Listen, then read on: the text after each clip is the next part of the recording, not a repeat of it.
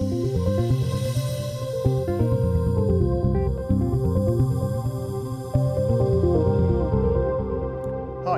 my name's Leonard, and I've been asked by DVUSER to do a quick overview of this camera, the Panasonic HPX250. There's a longer written review online, and if you type into your browser DVUSER HPX-250, you should come up with a review.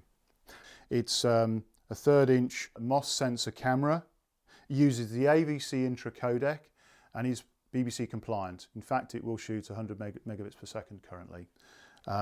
It records to the established P2 cards, which Panasonic have adopted.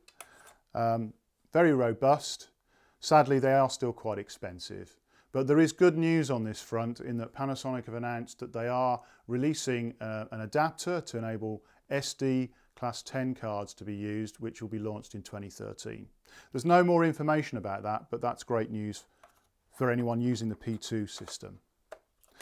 Overall though, very impressed with the camera. I think one of the best features about it, for the weight of the camera, this is about 2.5 kilos, and the Canon 305, its main competitor, is 2.7. It's got a phenomenal zoom lens. It's a 22:1 zoom, optical zoom. There is image stabilization, which if you're doing handheld, it is potentially worth using. We have got a proper focus and at last a proper iris ring. So you can do subtle iris changes if the sun is coming in and out on an interview. But sadly, no end stops, and the lens is not calibrated, so it's very difficult to do accurate focus pulls. This lens does ramp. So at the wide end of the lens, it's f1.6, and at the tight end it goes down to f3.2. Moving on, there is a selector switch on the side here for ND, which gives you 1/4, 1/16 and 64. There is also user facilities to assign. These are obviously menu driven, and you can select those across the top 3 there. And there's another one at the rear here, which is a user for.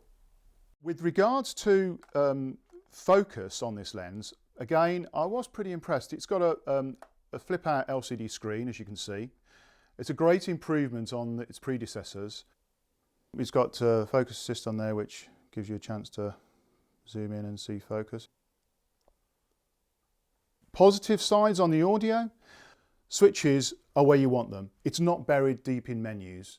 You've got control of mic line level, but overall the layout of the audio we thought was really good.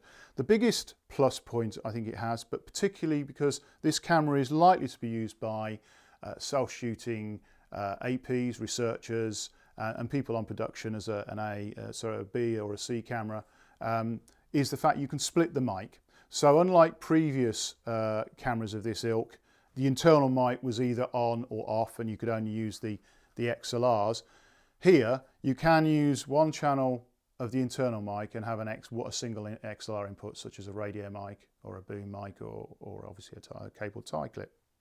So from that point of view, I was very impressed. With regards to connectivity, the P2 card comes out on USB 2 at the back, but I have to say the facilities on the rear are amazing.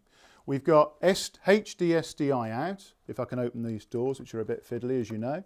There's also USB 2 for transferring the P2 card, and you can use the camera to play, to be seen on a computer, or you can use the camera to effectively go direct to a host drive and don't need to actually go via a computer, which is obviously in the field a really good thing to have if you've got limited facilities.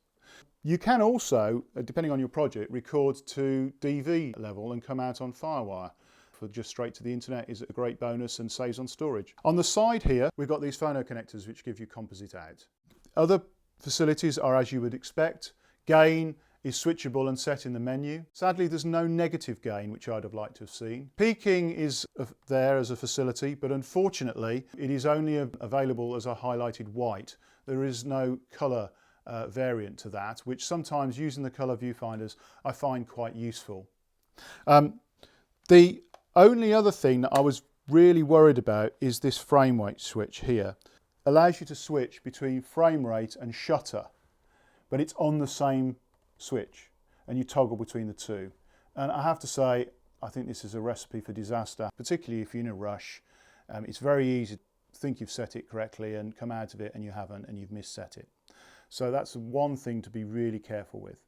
But having said that, I think the camera is really well spec'd. It delivers really nice pictures. The LCD flip out screen is a great improvement on others in the Panasonic range, and certainly I think you can have some confidence in focusing with it and doing exposures. But the added bonus is there is a switch in waveform and histogram. Personally, I don't like rear mounted monoculars. I prefer the side mount viewfinder, and I would much prefer to have some kind of shoulder mount camera, but that's what I'm used to. I did find that this camera was difficult to hold steady, even with the image stabilization after a period of time. So a shoulder brace of some kind is certainly recommended. But again, in the camera of its class, I think it delivers very well, and I don't think you'll be disappointed from the images you get from this camera, and certainly will give other cameras in the same class a run for its money.